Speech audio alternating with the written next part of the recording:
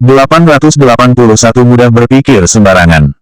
Benarkah? Cepat jemput anak itu dan ibunya. Oh, sang gadis ini, aku merasa sangat dekat ketika pertama kali melihatnya. Huo Xian dengan senang hati menyipitkan matanya.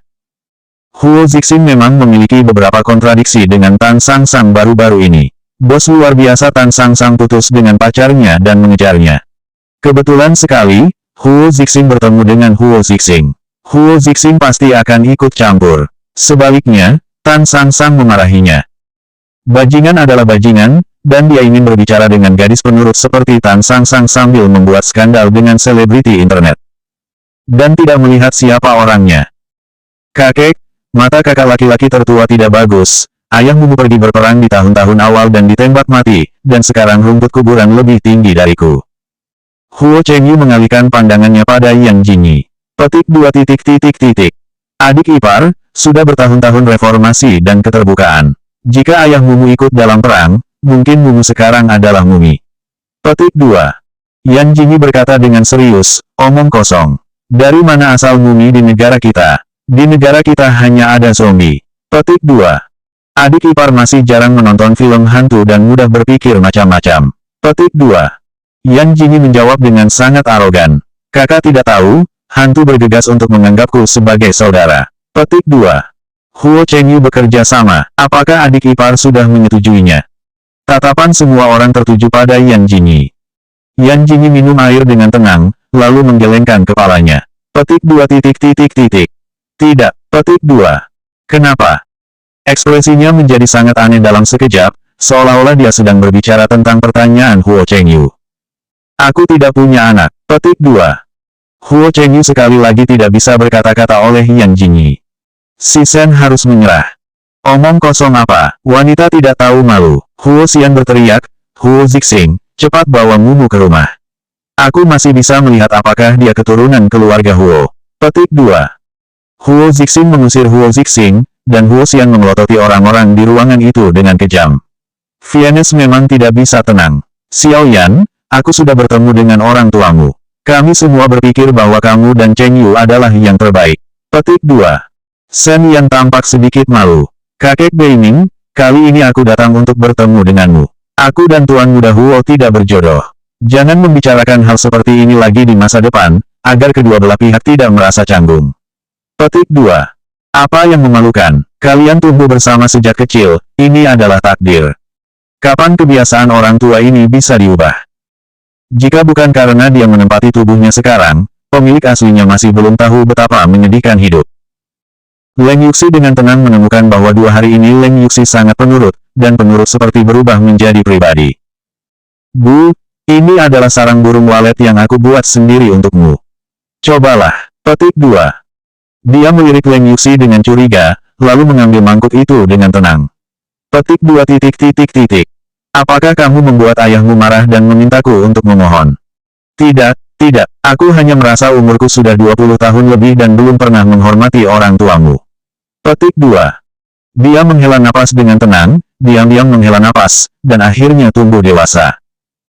Bu, maksudku, jika suatu hari aku membunuh seseorang, apakah kamu akan mengirimku ke penjara dan membiarkan aku pergi?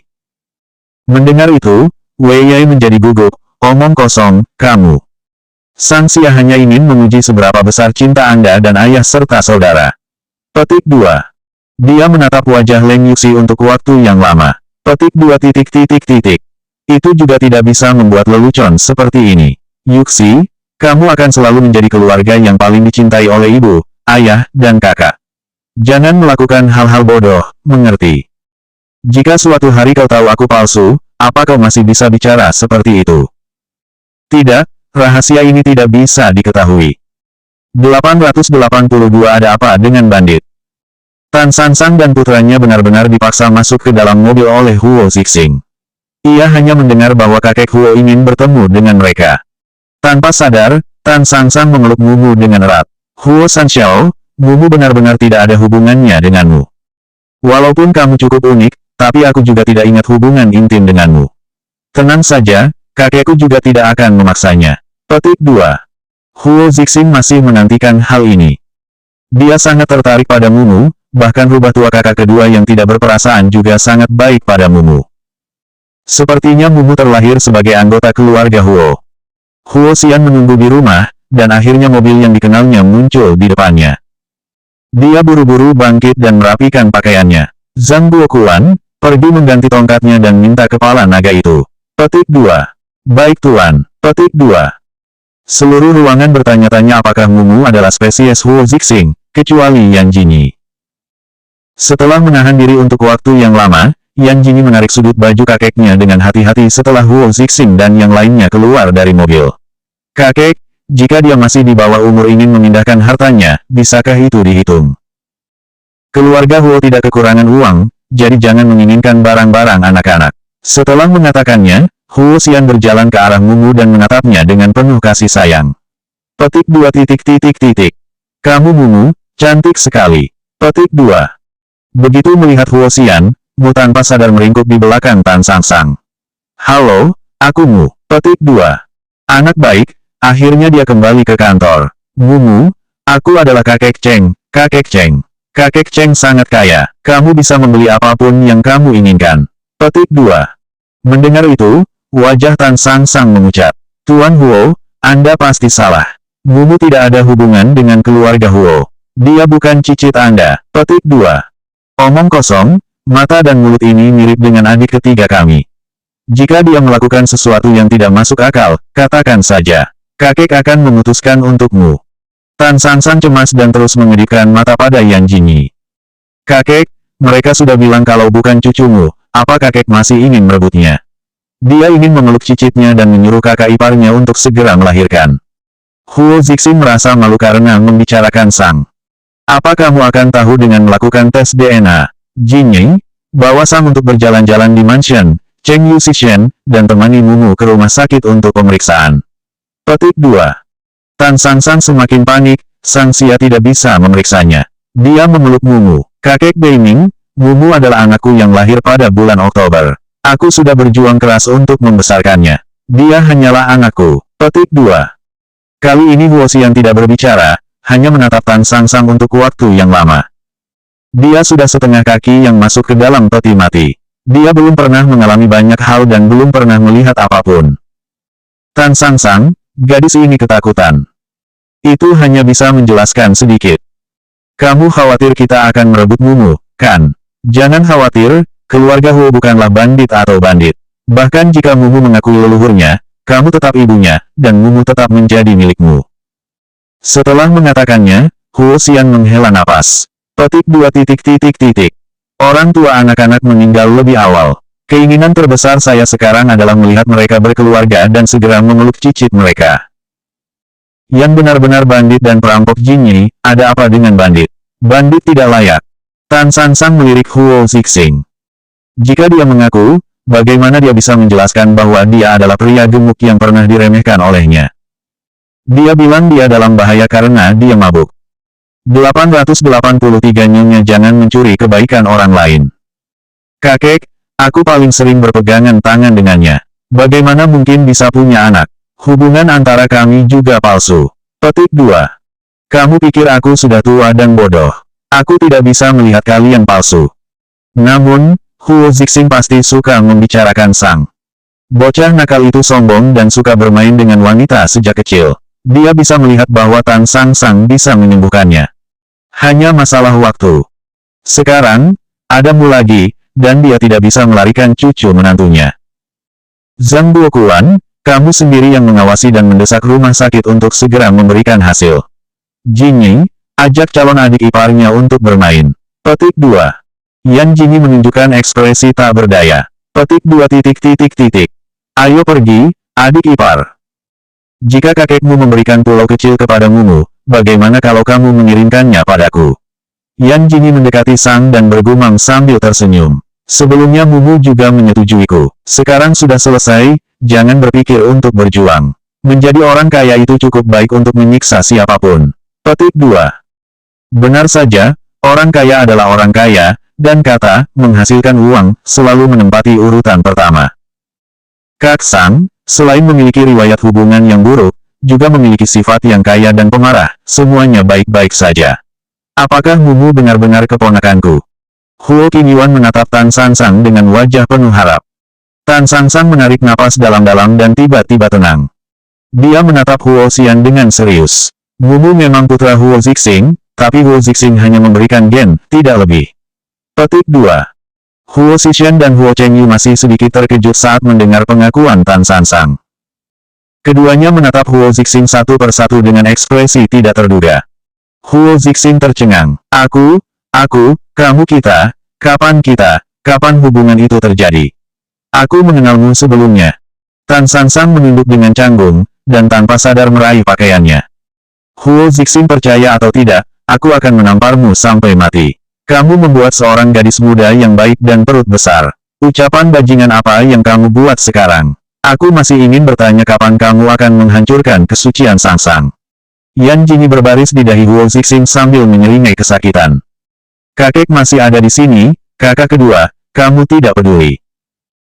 Aku benar, kecilmu telah membuat perut orang lebih besar, dan sekarang kamu masih memiliki wajah untuk bertanya kepada Sangsang, bagaimana keluarga Huo kami memiliki orang yang negatif sepertimu. Huo Xian mengumpat sambil tersenyum. Mumu pergi, bagaimana kalau kita pergi ke rumah dengan kakek Zeng? Kakek Zeng punya sebuah pulau kecil untuk kamu mainkan. Petik 2. Pulau. Mata Yan Jini seketika berbinar. Nyonya tidak ingin merebut orang lain. Jika Anda suka, saya bisa memberikan Anda satu. Petik 2. Huo Zixuan membuka mulutnya dengan ringan dan memaksa Yan Jini yang akan masuk ke dalam ruangan untuk menghentikannya. Petik 2. Mungkin Nyonya harus membantu teman-teman baiknya dulu. Petik 2. Huo Zixing dan Tan Sangsang pasti punya banyak hal untuk dikatakan. Bibirnya yang tegang mulai berkeringat, ia bisa merasakan tatapan Huo Zixing yang membara. Nona Tan, bisakah kamu memberiku penjelasan? Petik 2. Wei, Ai tidak menjelaskan apa-apa, saat itu dia sedang mabuk dan mencari seorang pria. Petik 2. Gadis brengsek, apa yang dimaksud dengan mencari pria sembarangan? Apakah tuan muda ketiga keluarga Huo bisa menemukan pria sembarangan? Mencari pria sembarangan, bagaimana kamu bisa tahu kalau ayah anak itu adalah aku? Sang Xia bangun dan melihatnya. Tan Sangsang berpura-pura tenang. Tenanglah, Mumu adalah putraku. Kami tidak akan mempengaruhi pernikahanmu di masa depan. Petik 2. 884 mantan pacar Tangking. Kata-kata ini seperti sampah yang tidak bertanggung jawab. Semua orang tahu bahwa Huo Zixing dan Tan Sangsang pasti ingin mengatakan banyak hal. Kedua orang ini, bukan kamu atau aku, lihat siapa yang bisa menaklukkannya. Nona Sen baru-baru ini sering kencan buta. Petik 2. Setelah semua orang memasuki ruangan satu demi satu, Huo Chengyu berjalan menuju Sen Yan. Dia mengenakan pakaian rumah dengan sepasang mata berbingkai perak di pangkal hidungnya yang tinggi. Sen Yan tersenyum. Untungnya, apakah Tuan Muda Huo baru-baru ini menemukan orang yang dia sukai? Sayang sekali, tidak. Petik 2. Karena Huo Dasao menuntut terlalu tinggi, dan dunia seperti Jinin memang unik, jadi Huo Dasao lebih baik melonggarkan beberapa persyaratan. Petik 2. Huo Chengyu menatap Sen Yan dengan penuh arti, lalu berbalik dan pergi. Akhir-akhir ini Yan Yini selalu merasa kesal, bahkan uang pun tidak bisa menenangkan suasana hatinya. Awalnya aku merasa sangat senang ketika melihat Sen Yan. Dia duduk dan mulai bosan lagi. Sangat ingin mencari sesuatu. Yang Guifang memanfaatkan kesempatan pergi ke rumah sakit untuk meresepkan obat dan bertemu dengan dokter. Dokter Chen, aku melihat berita bahwa Yuxi pernah ke rumah sakit ini. Ya, apa dia mencarimu? Duduk di seberang Yang Guifang adalah seorang wanita parubaya dengan tubuh sedikit gemuk tetapi kulit yang luar biasa bagus. Dia masih memegang rekam medis di tangannya.